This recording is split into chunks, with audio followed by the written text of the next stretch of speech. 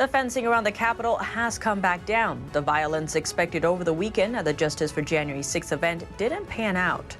While the event ended without incident, there were some clashes and 4 arrests. Homeland Security Secretary Alejandro Mayorkas at the southern border today. This comes as thousands of illegal immigrants from Haiti have been moved from under a bridge in Del Rio, Texas. And Senate Democrats wanted to include immigration reform as part of the $3.5 trillion reconciliation package. But over the weekend, the parliamentarian ruled it would be too much of a policy change for the reconciliation process. Tune into Deep Dive as we explore these topics and more. Hello and welcome. This is Deep Dive and I'm Tiffany Meier. Let's kick off with the Capitol. The fencing around the Capitol has come back down. That's after law enforcement prepared for a repeat of January 6th at the Justice for J6 rally over the weekend. Some noting police and media outnumbered participants. Police confirmed that between 400 and 500 people showed up. Officers wore riot gear, and there were also plainclothes police and law enforcement on bicycles and horses. Former President Trump said he believes people who are being detained or prosecuted for taking part in the January 6th rally are being persecuted by the federal government. Lawyers and family members of some of the defendants told Epoch TV that some are being subjected to solitary confinement for 23 hours a day. Well, John's in solitary confinement, and he has been for no reason. That's a whole story. But last night for dinner, they were served 4 pieces of white bread, a cookie, and a packet of tartar sauce.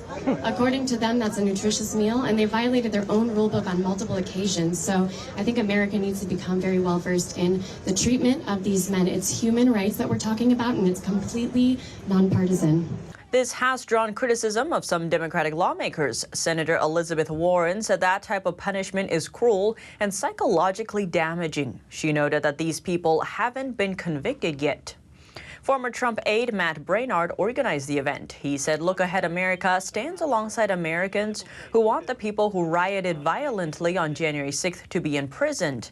But he also said some people arrested on January 6th were charged with nonviolent crimes, and they've been held for over 8 months without due process.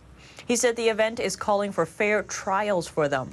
This is about the many people who were there that day who have not been charged with violence, not been accused of assaulting a police officer, destroying property, and disparate treatment they've received. This is about equal treatment under the law. This is about a public investigation into many of the things that happen that have not been investigated publicly or third-party oversight, especially the death of Ashley Babbitt.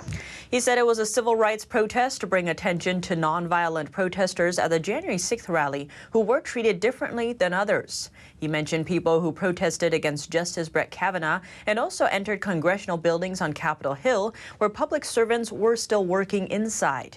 In that case, many people were charged with misdemeanors after some protesters banged on the Supreme Court doors. And for some background, the FBI has arrested 535 people over the January 6th Capitol breach. There's been concerns around their conditions. Attorneys representing some of them say around 50 people are currently detained pre-trial. Lawyers John Pierce and Stephen Metcalf II represent some of the defendants. Metcalf told NTD's The Nation Speaks back in July that the 50 or so of them are being held in solitary confinement for 23 hours a day, in conditions that are unconstitutional and violate every single basic human right. They are being detained by federal judges under the 1984 Bail Reform Act. Under certain circumstances, it authorizes pre-trial detention if it's believed the individuals are a threat to the community or a flight risk. Metcalf says this act has been reinterpreted to apply to the January 6th detainees. He says they have been in prison for months and will likely remain in prison for many more months until their day in court, adding being released on pretrial bonds is the norm. So it is exceptional that they are held pre-trial. Ned Lang told The Nation Speaks Jack has no access to when his attorney goes down and talks to him. He has no access to a private interview with an attorney. It's like you're in a third world country. It's unbelievable. From what he's telling me and what I'm hearing, it's solitary confinement 23 hours and 1 hour out a day, adding it's horrible. And Metcalf elaborated on Jack's conditions, saying, I'm being told the water is black. He has to filter the water through a sock in order to even drink water. Adding, in addition to only going out 1 hour a day, there's also the weekend when he doesn't get out at all. And he's not able to use a shower, get a shave for days on end. adding anything that they do or if anybody speaks up on their behalf, all of a sudden they get targeted even further and then get put into a dangerous, unsanitary condition. Some of the most common charges are knowingly entering or remaining in any restricted building or grounds without lawful authority, violent entry, and disorderly conduct on Capitol grounds. None face charges of insurrection. So far, only 59 people with federal charges have entered guilty pleas, including QAnon shaman Jake Angeli. In July, the first detainee was sentenced to 8 months in prison. 100 to 200 people have been held without bail since they were arrested. Louis-based defense attorney Albert Watkins described the conditions his client is facing in jail as gulag-like treatment, saying Mr. Chainsley has been in solitary confinement since he voluntarily and peacefully surrendered himself to federal authorities on January 9th.